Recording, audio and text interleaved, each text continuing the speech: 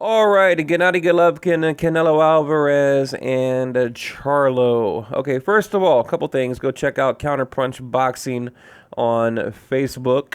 And yeah, we got a good group over there. If you send a request, I'll approve you if you want to talk a little boxing. But look, before we get into it, I've been a little inactive on YouTube. I have a cold too, by the way. I have a new device, and I'm about to, we're about to make changes on the channel. I bought a bunch of new equipment. Got a few changes coming up, but. Yeah, but look, before we get into it, I've got to touch on it. I got to talk about it. I can't help it. So, look, I went and watched another video, two videos actually, on different channels, trying to figure out what in the hell is going on with the whole WBC thing, right?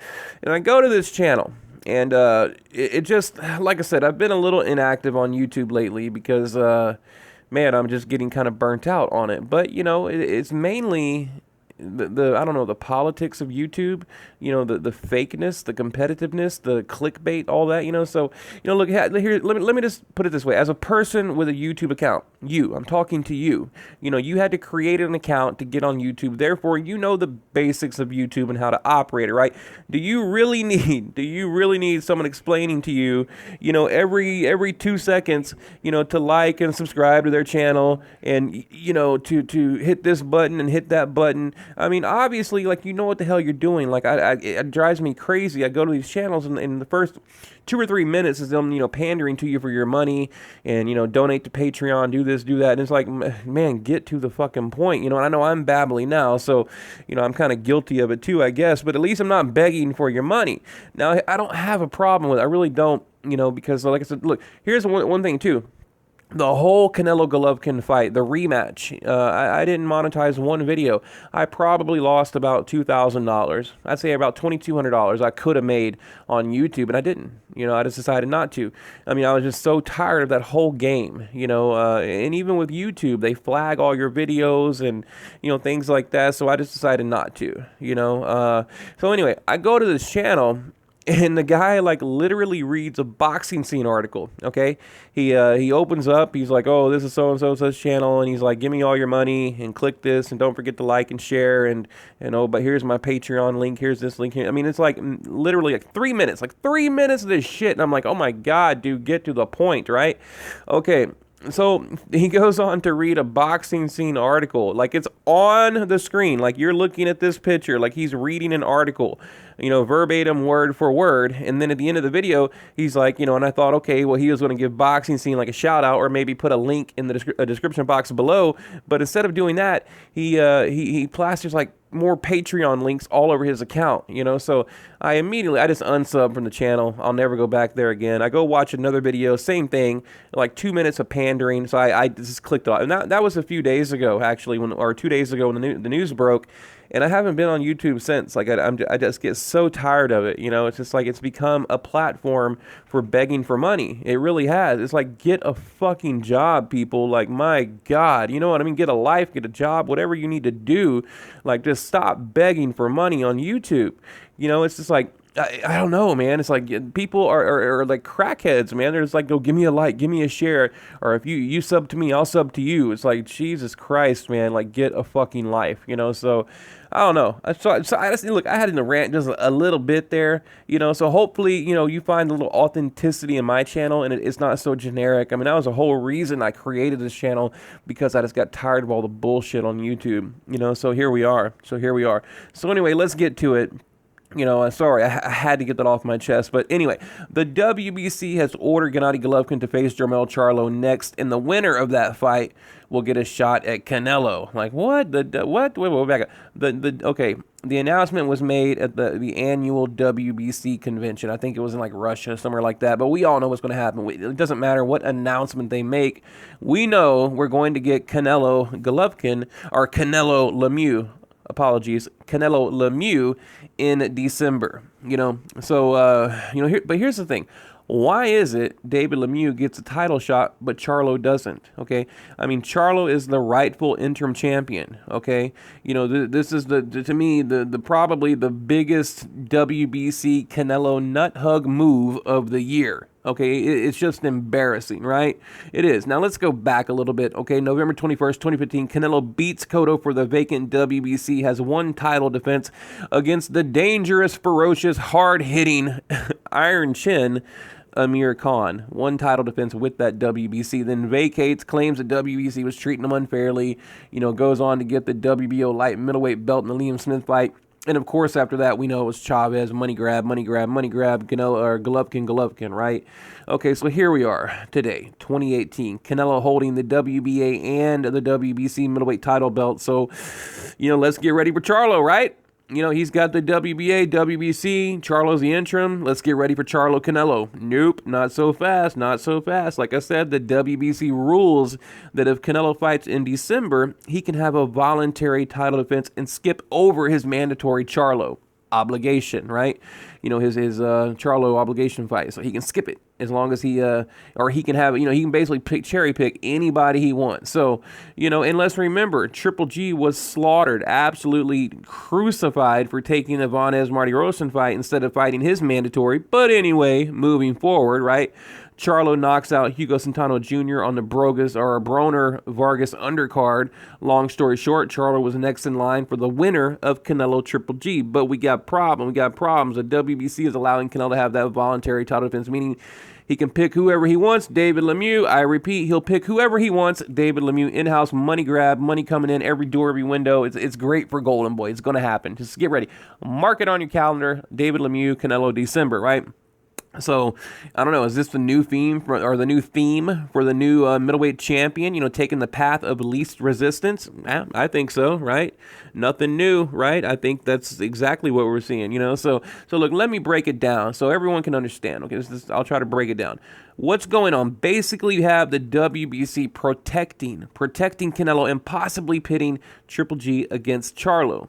Some people will say, Canelo deserves an easier fight after 2 wars with Gennady Golovkin, and Charlo only had one fight in 2017 and one in 2018. So far that a lot of excuses, but he's the interim champion. Okay, he's the interim champion, so he deserves a shot in my mind. So. But also quickly, Canelo missed a fight in 2018 because of the whole PED situation. So, a fight in December does make sense, because, he'll be back in May for the Mexican holiday, of course. So I think they might be going for the December fight to make up a little bit of money. I mean, it's greed at its finest. They just had 2 mega pay-per-view events making, tens and 20s of $30 million, whatever the hell they made. But, they're probably wanting that December fight to kind of make up for that lost fight because of the whole PED scandal, could be. And also, as far as the Canelo Triple G rematch not doing as good as the first fight, pay-per-view wise, numbers, things like that, I blame it on the public turning their back on Canelo. Just like I said, I told you guys it was going to happen. People keep asking, why were the numbers bad? They should have been way better. Especially when there's all the controversy, the build-up, it's a grudge match. It's personal, it's war, that kind of thing. The best fight in middleweight history, blah blah blah blah, bullshit, fucking bullshit. I'm tired of hearing, right? Just give me your money. Look, boxing has become, give me your money, I want your money now. Every aspect of boxing is geared towards getting your fucking money, and I'm tired of it. I mean, I've literally thought about shutting this channel down. It's why I don't even monetize anymore. Like, I just can't do it. I simply cannot do it. I can't be a part of that flock. I just can't. So yeah, I mean, I want to talk boxing. I'm a hardcore boxer. I'm the type of guy, I can sit in a room with you for like 3 hours and talk about boxing nonstop. Like, that's just what I love to talk about. It's what I love to do. I love to actually box. Look, how many guys on YouTube do you know that run a YouTube channel that actually go to a gym, wrap their hands, put on gloves, get in a fucking ring and box? How many?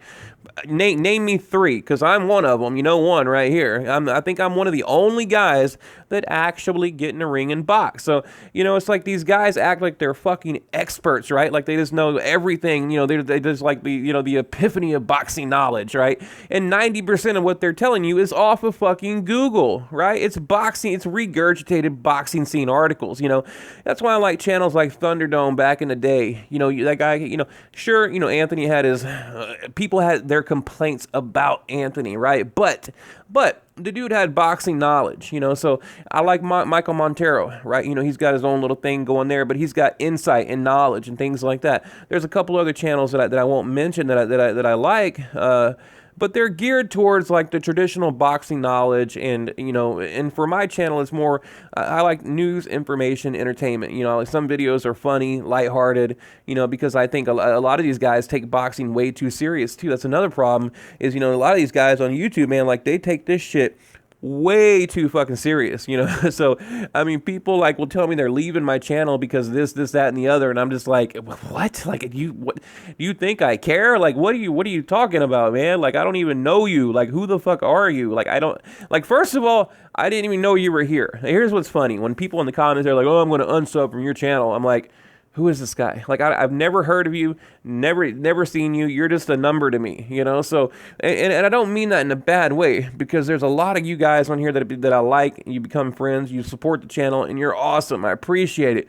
But I'm talking about the guys that come to the channel and they have these like ridiculous expectations for a boxing channel. They want to be pleased they want every word that comes out of your mouth to please them, you know, they want to agree with everything you say, right? You know, it's like they want to be spoon-fed what they want to be fed. Kind of like Dante's Boxing Nation. You go over there and you know exactly what you're going to get. You go to Ego, you know exactly what you're going to get. They're going to hate on Golovkin, they're going to build up Charlo, you know, plain and simple, you know, things you know what you're going to get, you know. So when you come here, you get the truth. Or you get my honest opinion. Now, my honest opinion might not be the truth. It just might be what I believe, and I might be wrong. You know, who the fuck knows? But when you come here, you're going to get my honest opinion. Okay, so, and that, you know, that's, look, guys, I don't mean to go off on like left field and rant, but I'm just trying to explain to you guys, like, lately, why I haven't been on YouTube. I mean, I don't know, man. I just don't know what I'm going to do from here. You know, I love talking about boxing, but I hate the platform. You know, I hate, if that makes sense. You know, I wish there was another outlet that we could do this on, but there's not. There's not. And with YouTube, there's so many rules and these, you know, it's a tough thing to do. But anyway, I'm going to leave it at that. What do you think? Like I said, WBC, I think they're trying to kill two birds with one stone, because, you know, if you put Golovkin and Charlo against each other, that means that's just one less person Canelo's got to beat, right? If Golovkin beats Charlo, then Canelo doesn't need to worry about Charlo. It's like a triangle theory, you know, it's like a backwards triangle theory. So, you know, but then again, people are saying, well, Golovkin, he's not going to fight until next year any damn way. So what's going to happen? You know, what's going to happen? Because, I mean, here's the thing. If Charlo he is the interim champion, that means he should rightfully get a shot at Canelo next year over Gennady Golovkin, you see? So, I mean, this might be the end of the road for Triple G. It could be, or you might get a Canelo Golovkin rematch at the end of 2019 when Golovkin is like 52 years old, you know, right? You know, they might wait till this dude is like gray and shit, like, because seriously, like, he's getting old. He's getting old. I mean, he was showing his age in the last like 3 or 4 fights. I don't care what you hardcore fans say, it's the damn truth. It has nothing to do with, oh, styles make fights. No. You know, it's funny. It's like there's an excuse for every fucking thing in boxing. You know, it's like the dude was looking old, but then people are going to tell you, oh, it's just stylistically, mate. You know, what? Anyway, guys, I'm going to leave it at that. What do you think?